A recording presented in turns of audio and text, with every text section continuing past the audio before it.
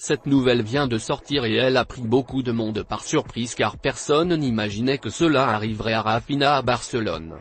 On comprendra tout dans cette vidéo. Bienvenue sur la chaîne Actualité de Barcelone. Si vous avez l'âme culée, abonnez-vous à la chaîne dès maintenant pour être toujours bien informé des principales actualités de Barcelone. Maintenant que vous êtes inscrit, passons aux actualités. Raphinha a été l'une des signatures les plus chères de Barcelone la saison dernière. Mais contrairement à certaines de ses autres recrues, le joueur brésilien n'a pas été très agréable au club espagnol et plus exclusivement à l'entraîneur Xavi qui veut déjà renvoyer le joueur.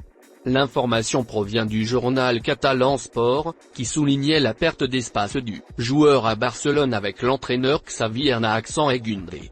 Raphinha a été acheté par Barcelone lors du dernier mercato. Le club catalan a versé 58 millions d'euros à Leeds United, car le joueur s'était beaucoup fait remarquer au club en question. Selon la presse anglaise, Raphinha a refusé les propositions d'aller à Arsenal et Chelsea, car il rêvait de jouer pour Barcelone.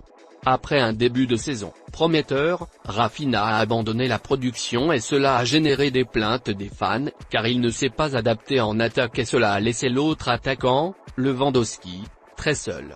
En plus de recevoir de nombreuses plaintes du club espagnol, Raphinha a dû faire face à de nombreuses critiques pendant la Coupe du Monde, car Raphinha était le seul attaquant principal à ne pas avoir marqué de but en Coupe du Monde pour l'équipe nationale brésilienne.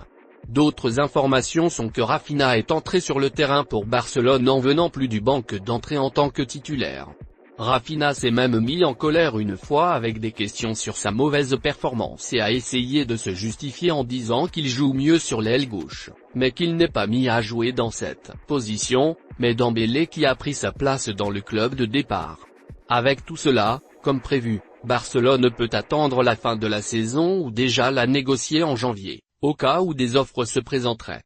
Votre commentaire est très important pour Barcelone, alors dites-moi ici dans les commentaires si vous pensez aussi que Barcelone a raison de vendre Raphinha ou si vous pensez que c'est un joueur important pour le club. Dites-moi ici que je vais lire votre commentaire. N'oubliez pas de vous abonner. À la prochaine vidéo.